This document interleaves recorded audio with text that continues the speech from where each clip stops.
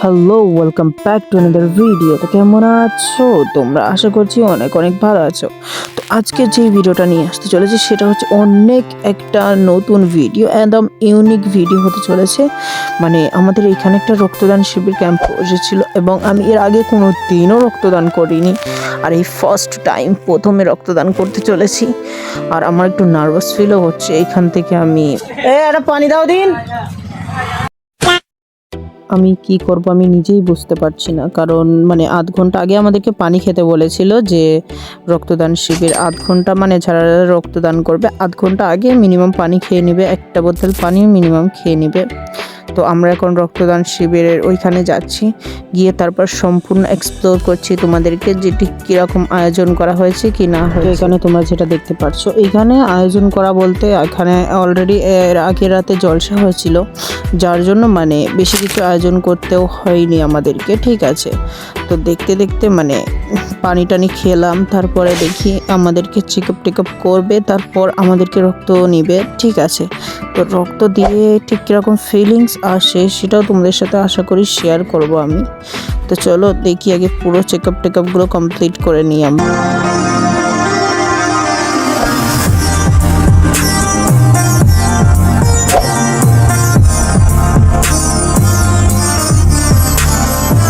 আমি বলবো যে তোমরা প্লিজ এরকম ব্লাড ডোনেট করতে থাকো, আর যারা যারা ব্লাড ডোনেট অলরেডি করেছো ঝটপট করে কমেন্ট করো নিচে যে তোমরা কোন কোন মানে ব্লাড ডোনেশন ক্যাম্পে ব্লাড ডোনেট করেছো কি না।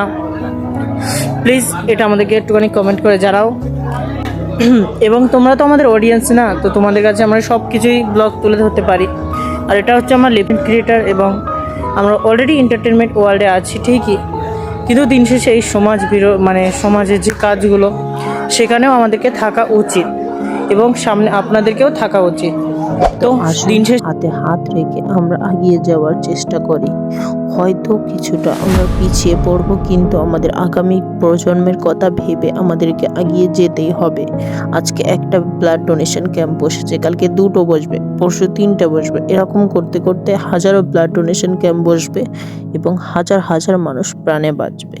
এটা আমাদের জন্য উপকারী, এবং আমাদের পরবর্তী যে প্রজন্মগুলো আসছে তাদের জন্য অনেক অনেক উপকারী। আমি এখন আপনাদেরকে বলছি, আপনারা হয়তো ভাবতে পারেন যে আমি আপনাদেরকে হয়তো বেশি জ্ঞান দিচ্ছি, এগুলো জ্ঞানের কথা নয়। আসলে একবার নিজেরাই ভেবে দেখুন তো, ধরো আমাদের কোনো কাছের মানুষ একজন রক্তের জন্য, এক ব্যাগ রক্তের জন্য যদি মানে বেডে আইসিইউতে পড়ে থাকে, তাহলে কি অবস্থা আমাদের মনের মধ্যে হবে। সেরকম হাজারো মানুষ আছে, এরকম হাজারো মায়ের কোল ঠিক এই রক্তের জন্যই খালি হচ্ছে। ঠিক সেটা আমরা হয়তো আটকাতে পারবো। আজকে যদি আমরা এগিয়ে যাই, কালকে কেউ না কেউ আমাদের হয়েও এগিয়ে আসবে।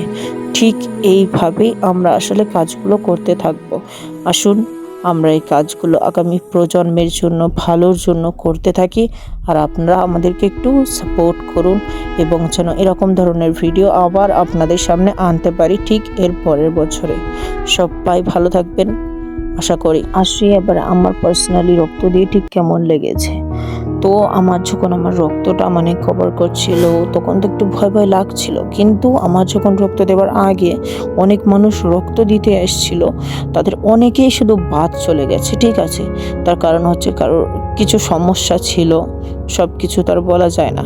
তো এই সমস্যাগুলোর কারণে আসলে তারা বাদ হয়ে গেছে। আমি শুধু চাইছিলাম যেন সেরকম কোনো সমস্যা আমার যেন না থাকুক। আসলে আমার কোনো সমস্যা ছিলও না, তাও একটা মনের মধ্যে ভয় কাজ করছিল। আসলে এই মহৎ কাজে যদি আমি শরীক না হতে পারি, আমার হয়তো রক্ত না দিতে পারে, কিন্তু ওর একটা আফসোস থেকে যেত আমার মাঝখানে। আশা করি তোমরা এবার বুঝতে পেরেছো।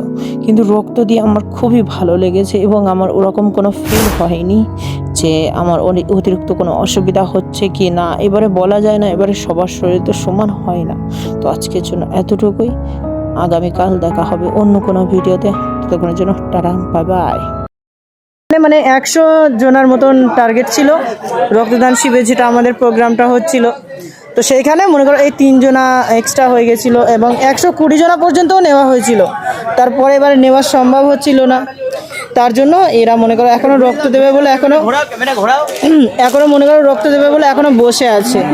কিন্তু মহিলা মারা আসছে সব বোনেরা বলে হেভি রক্ত দিতে চাপ হয়ে সবাই রক্ত দেওয়ার এতটা আগ্রহ হবে আমরা জানতে পারিনি, জানতে পারলে হয়তো আরও আমরা কিছু মানে রক্ত দেওয়ার জন্য আরও মানে রাখতাম।